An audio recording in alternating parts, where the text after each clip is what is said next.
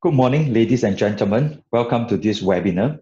My name is Hong Eng Koh. I'm from Singapore, as you can see from the background.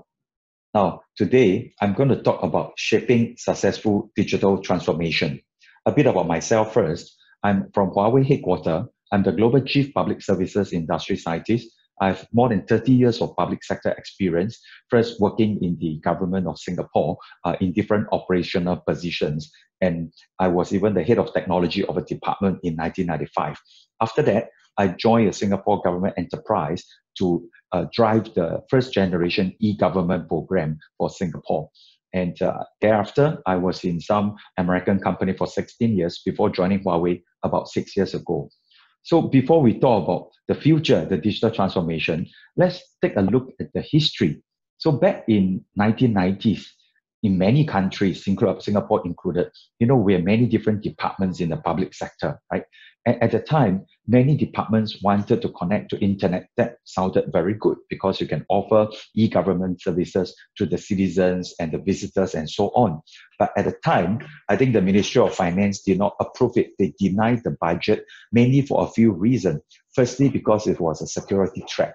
Can you imagine if everyone has a connection to internet and with the intranet connecting the different government agencies, you may bring threat to the whole government if there's no proper consideration on the security. And secondly, it's a waste of budget. Back then, to connect to internet is not that cheap, so that's not good. And thirdly, most importantly, it's not user-centric. What do I mean by not user-centric? Imagine to open a restaurant back then, a G2B, government to business, right? Basically, you need to apply for many permits and licenses, whether it's fire safety, live entertainment, business logo, kitchen hygiene, food service, food storage, and so on. So if everyone has an internet connection, the poor businessmen still have to log on to many of these sites to get the permits and licenses done.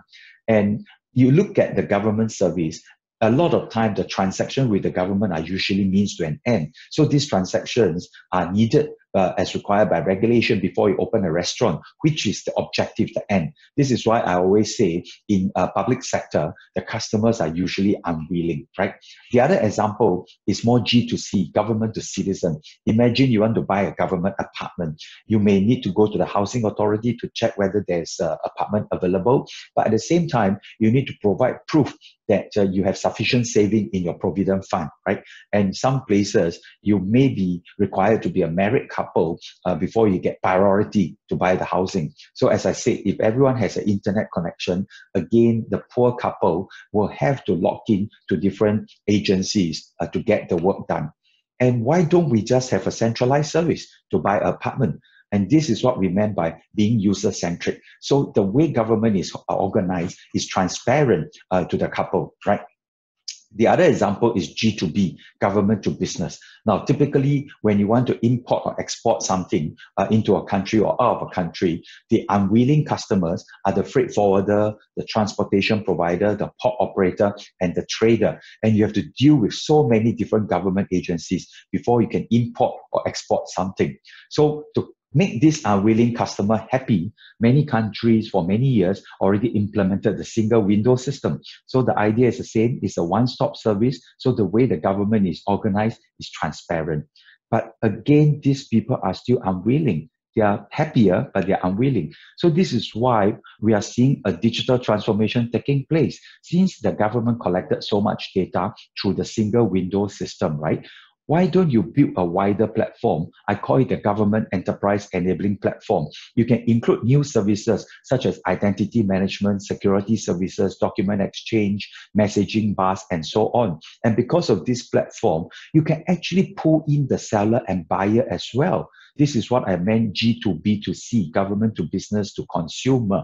And because of this ecosystem you created, you can actually invite more other value added service providers, such as financing company to provide loan to the buyer, insurance company to ensure that the goods are indeed transported and imported to the country, and of course, warehouse operator. So in this situation, all these customers are actually becoming willing and happy because they go into this platform not just to submit the documentation as required by the law through the single window system. They get value out from joining this platform, connecting to the seller, connecting to a buyer, and other service provider. And if you look at public sector digital transformation, as I said, there are many types of customers. So what exactly do we mean by digital transformation? It is definitely beyond digitalization, beyond connectivity, going online, cost reduction, and improve ROI. It is very important with the power of data, like what we saw earlier in the example from single window to a platform to promote commerce. We are actually redefining the mission, the organization, the governance, and the process. Of course, you require new skill sets as well.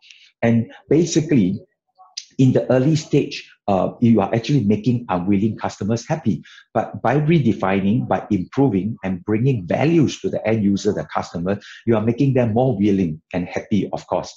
Now, if you look at the more detail in terms of the stages of digital transformation, the first stage is always digitization, which is improved efficiency of current services, such as some of the departments allow you to go online to declare things or to apply for permits and so on.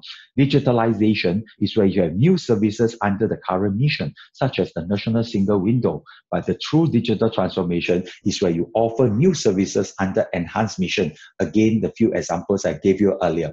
And because of the power of data and artificial intelligence, from the moment you start doing digitalization and digital transformation, we typically will start seeing some intelligence, some automations being used, right? So there are some principles to do digital transformation. Firstly, it is all about people. You want to create the best user experience. In Huawei, we call that ROADS experience, real time, on demand, or online, DIY, and social.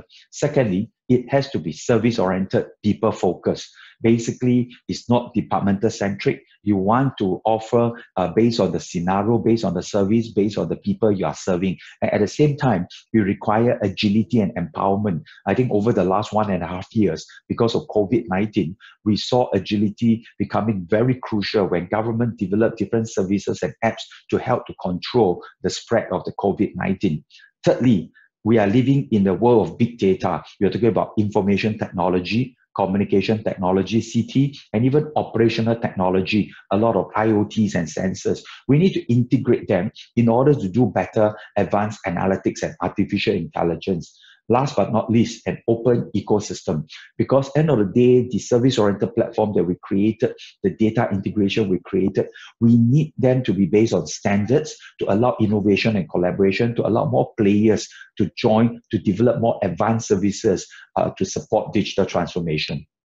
Now, there are many use cases. Earlier, I gave you in terms of buying apartment, in terms of opening a restaurant, and of course, doing trading, right? So there are many use cases. End of the day, all of you working in the government, you know your business the best, you know your processes the best, you know how to transform your processes to better serve your customers, right?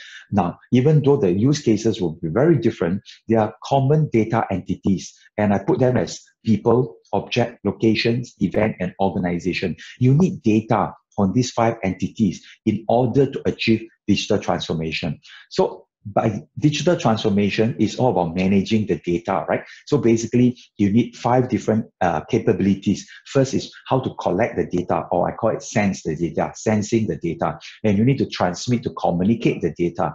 Third, you need to collaborate, because a true digital transformation is usually across borders, across silos. So you need to collaborate between different organizations, even collaboration between the government and private enterprises. Fourth, sense making. You need to answer questions as who is this, what is this, when is this, what is he going to do next, and so on. So this is typically talking about big data and AI.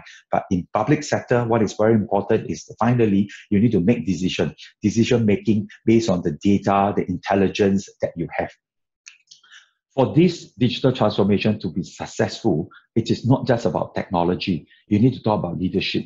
Many digital transformation projects fail because there's no top-down leadership to drive the project, because remember, it changed the redefinition of a governance process and organization. So it's important. Secondly, in your organization, do you have the governance and structure to push it through? Because again, in public sector, usually you have some bureaucracy. You need the leadership to set up the governance and structure, including the performance measurements and so on, to drive through the project.